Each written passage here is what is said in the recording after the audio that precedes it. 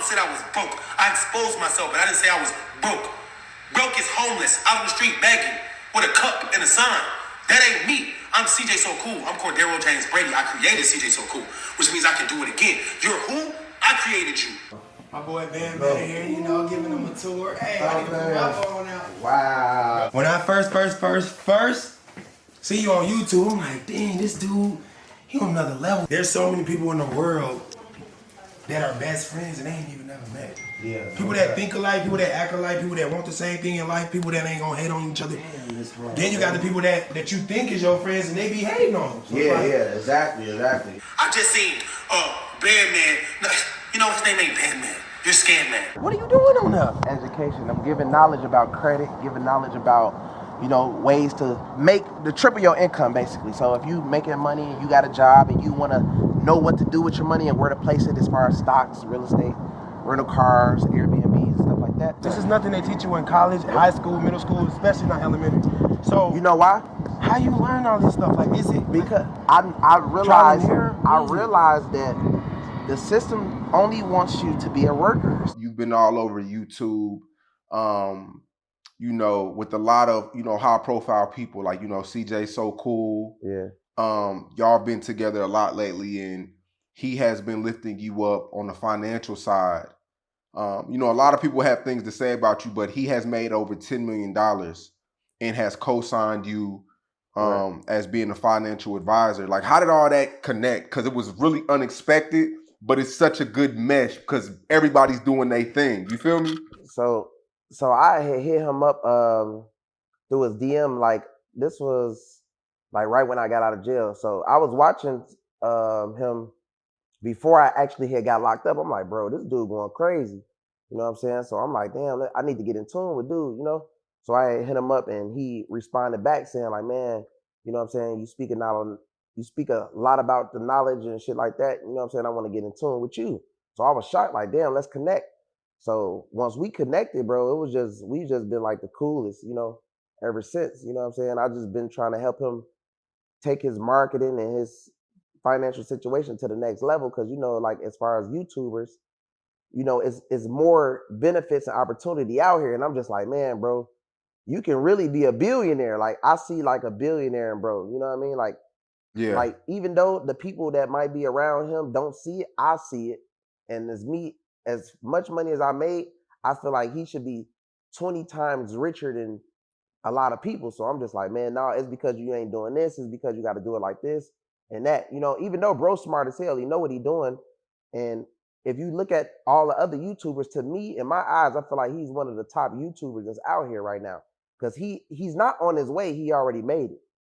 You know what I mean? But a lot of people try to make it seem like he's still trying to come up. No, he's already there. So you gotta watch friends like CJ So Cool. He the type that'll smile in your face, and in his case, it ain't that he want to take your place. It's he don't even want you to have no place. He don't even want you to eat. You gotta understand, the only way he'll want to see you eat if it benefit him at the time. But once he elevate and he capitalize off the situation, and he see that there ain't no more money to be made off the situation, if he help you create your situation, his true colors gonna show. And you can't trust nobody like that, because the whole time he felt some type of way, and he the type of guy, he'll feel some type of way, but won't even let it out. He'll keep it built up inside of him. And once he feel like he don't need that bridge no more, he can go ahead and burn it. Because he feel like if I burn this bridge, I ain't got to cross over back to that bridge.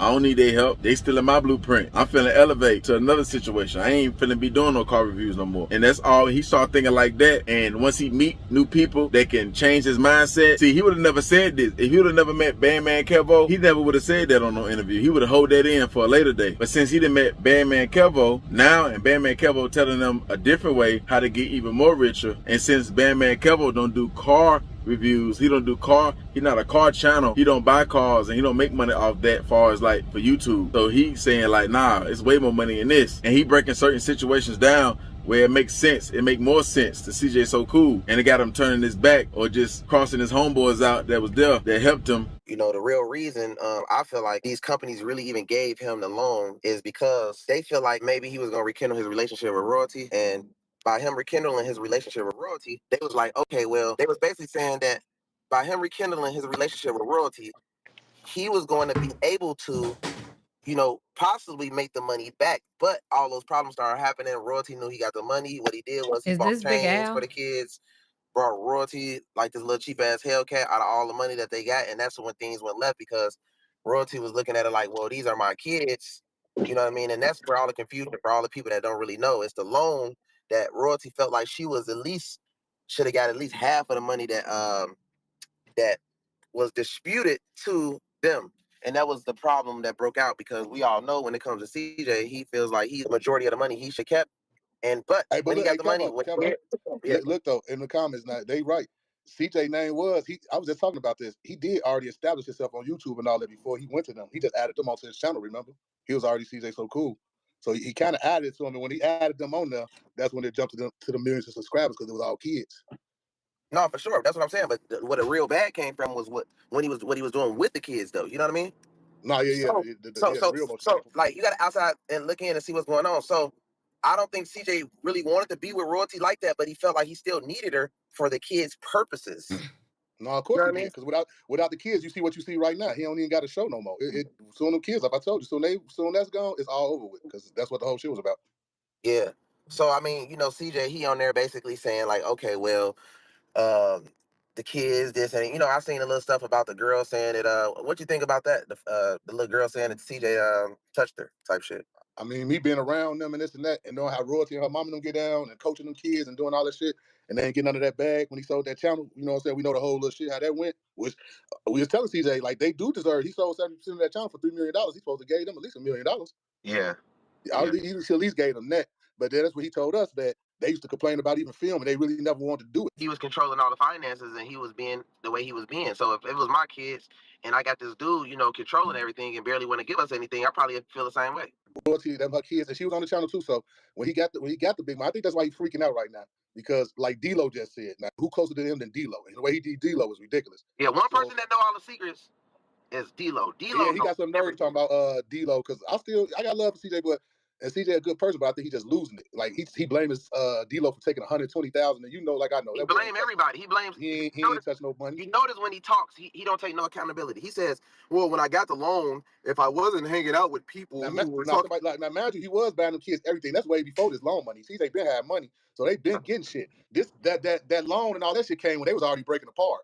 So it was like I don't know if he was kind of smart about getting rid of it because the channel was gonna go down anyway because the kids was leaving. He knew that. Yeah. No, but you gotta think he also was making a few $100,000 a month off of the YouTube channel for them. So by buying them everything, which they deserved everything. I mean, hold on. He was smart to get that loan. What he did with it was the dumb shit. Bro, you could have made bread from anything. Anything. Money, really. He really just managed. He should be making money from Snapchat now, though. That's their mama fault, though. If you're getting $300,000 a month, $400,000 a month, the kids still should get half. So buying them everything, what does that consist of?